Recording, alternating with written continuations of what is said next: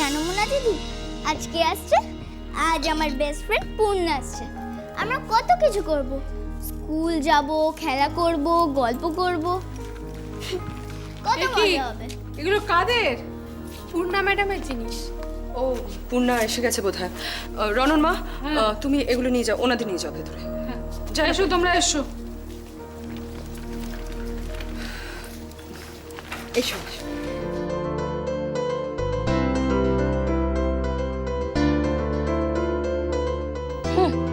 Drama যত সব। আমাদের কতদিন পর দেখা হলো না রে। তোর জ্বর হয়েছিল? তোরও তো। এখন আমি ঠিক আছি। আমি, তুই এবার আমাকে প্রমিস কর, তুই আমাকে ছেড়ে আর কোথাও যাবি না। কোথাও যাবি না তো? থাকবো বলেই তো ফিরে এলাম। চল আমার ঘরে চল।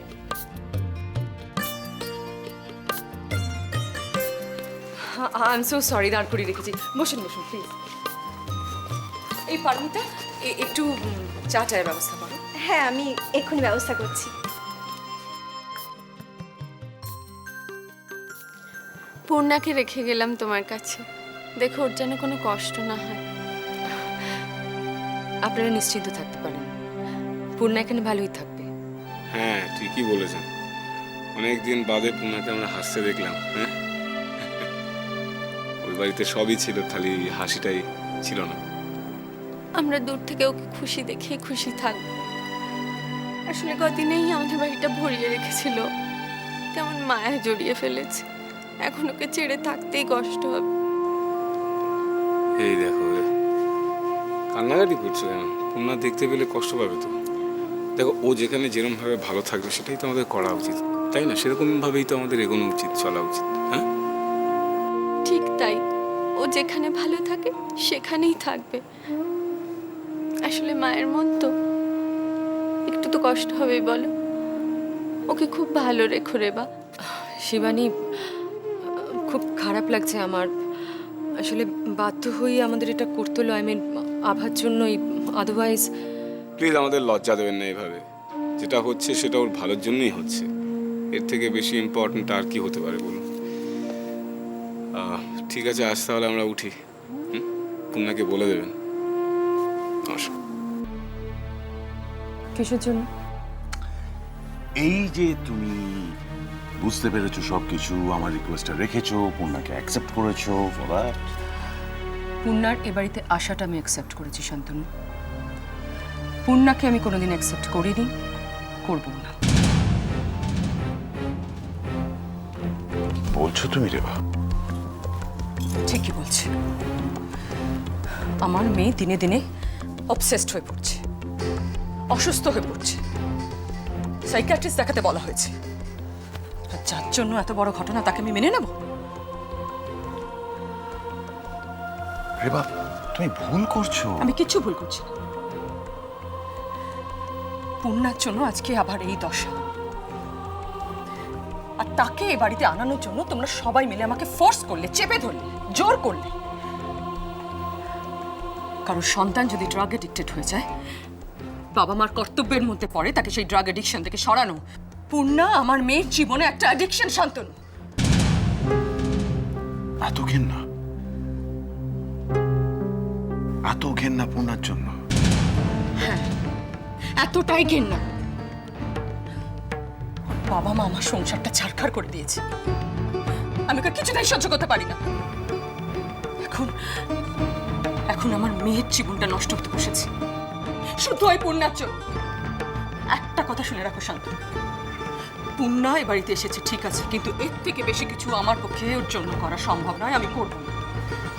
এটা মাথায় রেখো।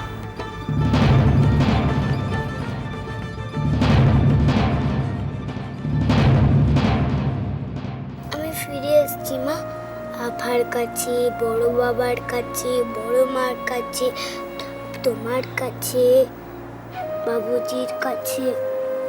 আমি ইচ্ছে করে যাইনি মা, বড় মা চাইতো তাই।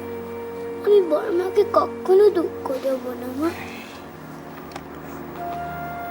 তুমি তো কাউকে দুঃখ দিতে চাও না, তুমি তো কাউকে দুঃখ দিতে পারোই না, কাউকে কষ্ট দিতে পারো না। তুমি তো আমার ছোট্ট সোনা পূর্ণা বিটিয়া। তুমি এখানে ফিরে এসে খুশি তো? খুব খুশি, খুব।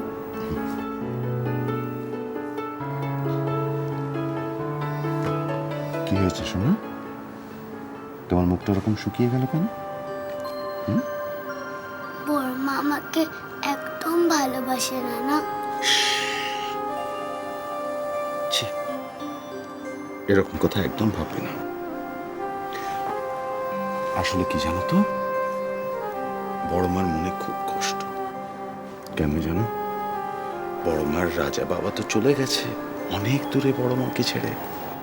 সেই জন্য বড় মার মনে খুব কষ্ট, খুব দুঃখ। তুমি দেখবে সব ঠিক হয়ে যাবে। তোমার জন্য বড় মার কিন্তু একটুও কষ্ট নয়।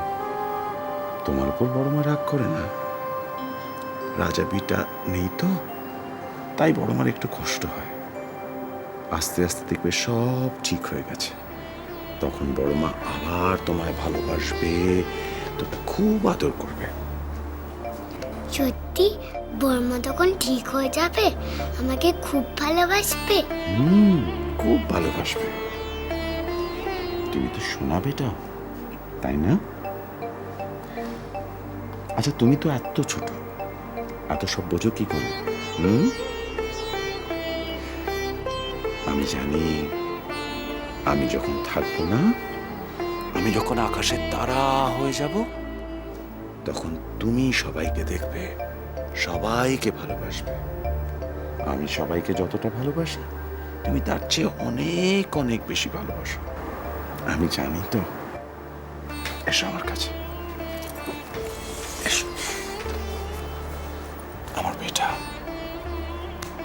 আমার ছোট্ট সোনা বেটা, আমার পূর্ণা বেটা,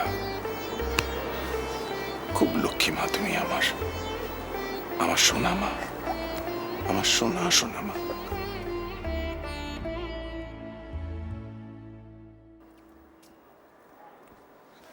এই দেখ আমাদের দুজনের ফটো, তুই সবসময় আমার কাছে থাকতিস। এই ফটোটা আমার ফেভারিট। এটাতে তোকে কি সুন্দর দেখাচ্ছে রে। না তোকে বলছি তো, তোকে বেশি সুন্দর লাগছে। আচ্ছা আচ্ছা, দুজনকে সুন্দর লাগছে। তুই আমার কাছে সবসময় থাকতি। তুই যে আমাকে ডলটা দিয়েছিলি, সেই ডলটার নাম আমি পূর্ণা রেখেছিলাম। আমার তোকে যা যা বলার ইচ্ছা হতো সব আমি ওই ডলটাকে বলতাম। কিন্তু এখন তো তুই এসে গেছিস, তাই আমার ওই ডলটাকে বলবার দরকারই নেই।